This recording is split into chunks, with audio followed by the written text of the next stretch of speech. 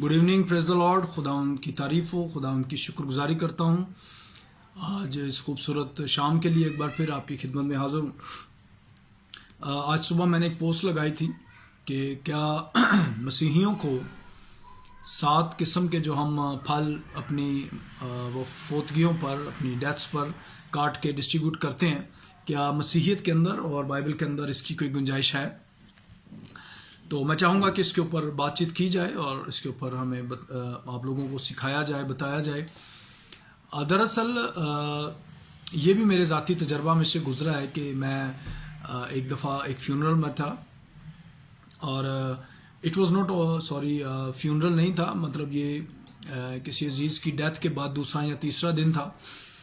तो वहाँ पर ये हुआ कि उस फैमिली ने 7 किस्म के फ्रूट्स जो हैं वो काट कर रखे हुए थे, उनको बाकायदा छोटे छोटे पॉलीथीन के शापर्स में डाल के रखा हुआ था कि लोगों में डिस्ट्रीब्यूट करना है।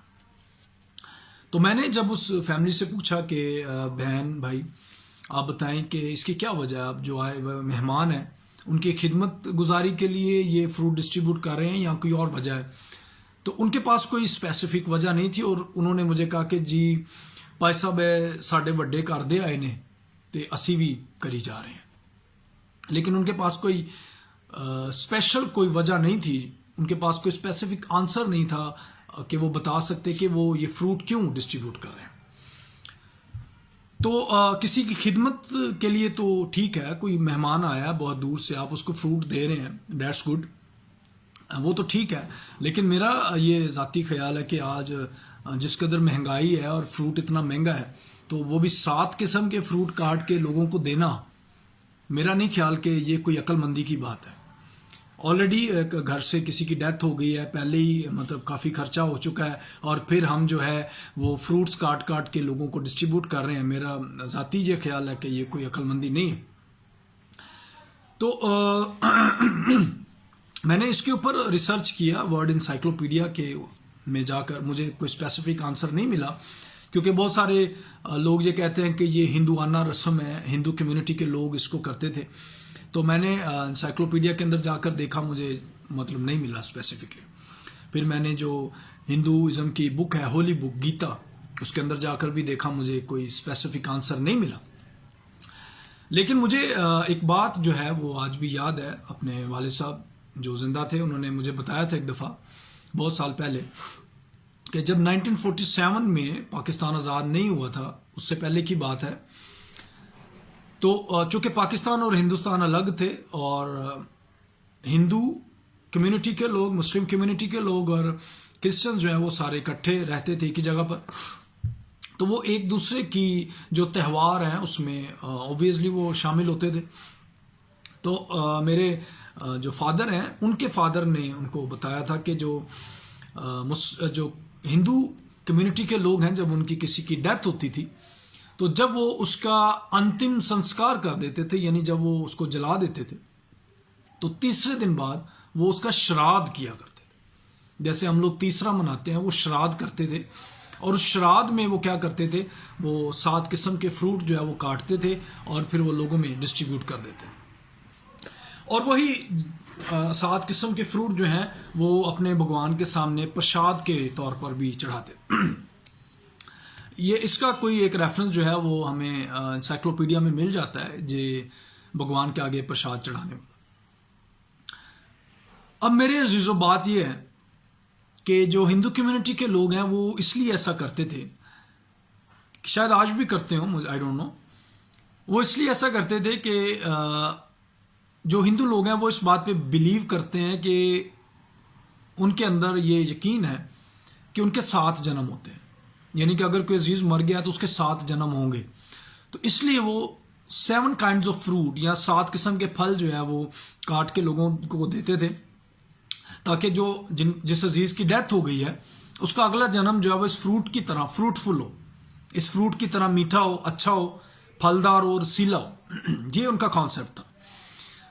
अब रही बात क्रिश्चियनिटी की, तो हम तो 7 जन्मों पे बिलीव नहीं करते, ना ही हमारी बाइबल जो है वो हमें इस बारे में सिखाती है कि हमारे 7 जन्म होंगे। बाइबल मुकद्दस में से 2 हवाला जात मैंने सेलेक्ट किए हैं, वो मैं आपके लिए पढ़ना चाहूँगा और उम्मीद है वो आपके लिए हेल्पफुल साबित हों। पहला हवाला इब्रानियों 9 बाब उसकी 27वीं है। लिखा है, اور جس طرح آدمیوں کے لیے ایک بار مرنا اور اس کے بعد عدالت کا ہونا مقرر ہے۔ یعنی کہ اگر آدمی نے ایک بار مرنا ہے تو اس کا مطلب ہے وہ پیدا بھی ایک بار ہی ہوا ہے، نہ اس نے دوبارہ پیدا ہونا ہے نہ اس نے دوبارہ مرنا ہے، یعنی کہ ایک ہی بار پیدا ہونا ہے اور ایک ہی بار مرنا ہے۔ پھر وائس تیسرا باب اس کی دوسری آیت، پیدا ہونے کا وقت ہے اور مر جانے کا وقت۔ ٹھیک ہے جی۔ اب ہم مسیحی جو ہیں، ہمیں بہت ساری چیزوں کا خود بھی پتہ نہیں ہے، لیکن ہم دیکھا دکھائی اور سنا سنائی ہم کرتے جا رہے ہیں۔ ہاں، میں نے پہلے بتایا کہ اگر آپ کسی کی خدمت گزاری کے لیے وہ فروٹ کاٹ کے دے رہے ہیں تو دیٹس گڈ، لیکن اگر آپ کسی رسم کو فالو کر رہے ہیں یا یہ کہہ رہے ہیں جی ہمارے بڑے کرتے آ رہے تھے ہم بھی کرتے جائیں گے، تو میرا خیال ہے کہ ہماری آنے والی نسل کو اس میں سے نکلنے کی ضرورت ہے۔ آپ دیکھ لیں کہ جو مہنگائی کا عالم ہے، چیزیں اتنی مہنگی ہیں، فروٹ اتنا مہنگا ہے، تو بڑی کامن سینس کی بات ہے اگر ہم پہلے ہی دیگیں چڑھا رہے ہیں، دیگیں دے رہے ہیں، خرچہ کر رہے ہیں، اور اس کے اوپر ایک اور خرچہ جو ہے وہ فروٹ کاٹ کے ہم دے رہے ہیں، تو پھر آپ اندازہ لگائیں کہ میں نے کہیں مطلب پڑھا تھا کہ یا سنا تھا کسی سے کہ ہم اپنی ناک اونچی رکھنے کے لیے ہم اپنی گردن کٹوا لیتے ہیں۔ تو ہم یہ سوچتے ہیں کہ ہم نے دیگیں بھی دینے ہیں، ہم نے لوگوں کو کھانا بھی کھلانا ہے، اور پھر سم ٹائمز جب ہم فروٹ کا خرچہ کرتے ہیں تو اندازہ لگائیں اور کہ کہاں تک بات چلی جاتی۔ اور پھر یہ ہوتا ہے کہ سم ٹائمز کئی دفعہ میں نے دیکھا ہے لوگوں کے مطلب گھروں میں کہ وہ زندہ کو تو پوچھتے نہیں ہیں لیکن مردوں کے اوپر دیگیں چڑھا دیتے ہیں، فروٹ کاٹ کاٹ کے پیش کرتے ہیں۔